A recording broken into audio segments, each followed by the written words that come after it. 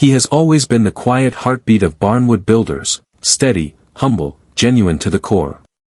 For years, Johnny Jett has captured the admiration of viewers with his unmatched craftsmanship and gentle spirit, breathing life back into forgotten wood and forgotten history.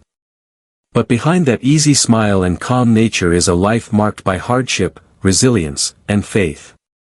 Born and raised in rural Kentucky, Johnny grew up in a close Methodist family, where faith and family shaped everything. His childhood was simple: creekside adventures, fishing during recess with school friends, and learning the value of hard work early on. His older brother, William "Billy" Jett, enlisted in the Army first and witnessed the brutal reality of Vietnam.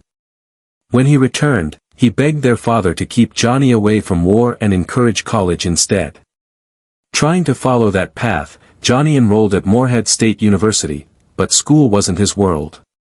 He struggled to understand most lectures and nearly failed every class except one, arts and literature. That single success revealed something important: he had a creative mind. So he pivoted, moved to Maysville Community College, and studied drafting.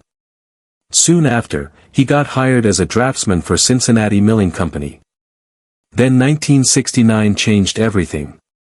Johnny was drafted into the Army. After training at Fort Dix, he was assigned to an engineering unit, where his drafting skills became his shield, delaying combat duty. But in 1971, his time ran out, and he was sent to Vietnam. He never fired a weapon, but the dangers were real: ambushes, gunfire during transport, and emotional weight that stayed long after he returned home. Like many soldiers, Johnny turned to drugs overseas, not for thrill, but to escape fear, sadness, and the chaos around him. Returning home to Kentucky, his father gave him a job at the family water company. Surrounded by family, faith, and routine, Johnny began to heal. He always credited God, saying the struggle wasn't given to him, but it was used to teach him strength.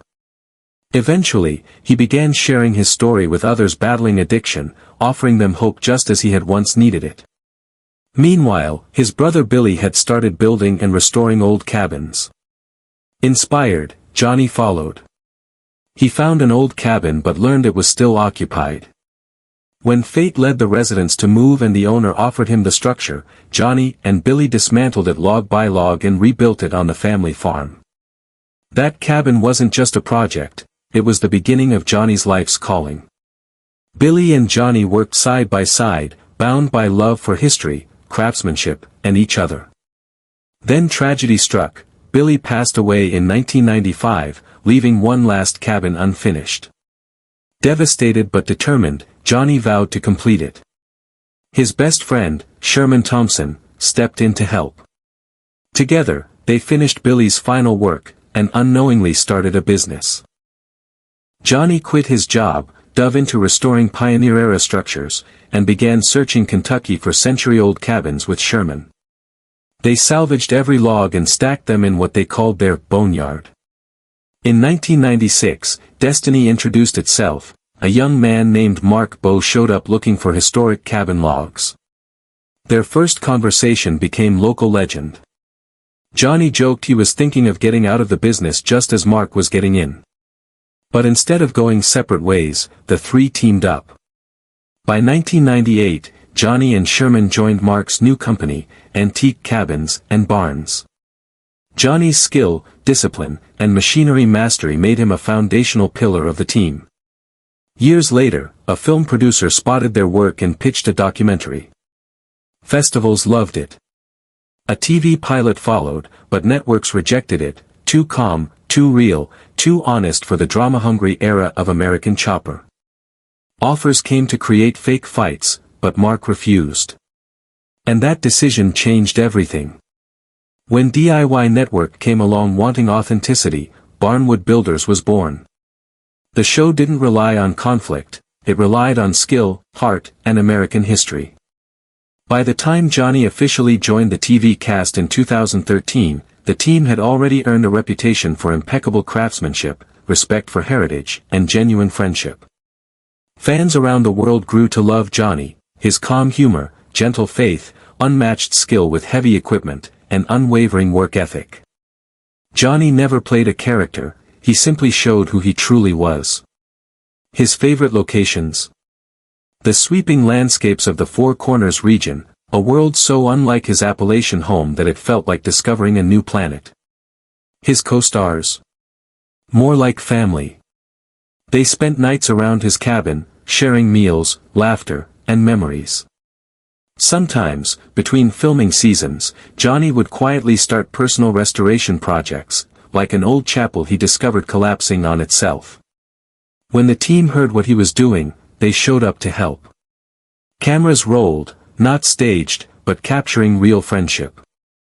Barnwood Builders moved to the Magnolia network in 2022 and exploded in popularity, from 60 million homes to nearly 500 million.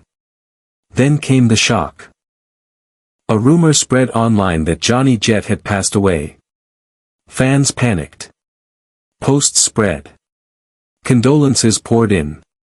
But it wasn't him, it was a man with the same name from Texas. When Johnny saw the false obituary, he didn't get angry, he smiled humbly, grateful for the overwhelming love people showed him. He continues working, creating art, building rustic pieces fans rush to buy. He enjoys a quiet life with his wife Donna and stays close to his grandchildren, Jonathan and Nicholas, the children of his late son, Johnny Eugene, who passed away in 2017. Even after decades in the craft, Johnny remains the same, grounded, faithful, grateful. He's living proof that real heroes don't always wear capes, sometimes they wear work boots and carry history on their shoulders. And as long as old barns need saving and forgotten cabins call for new life, Johnny Jett will be there, steady hands, humble heart, preserving America's past one log at a time.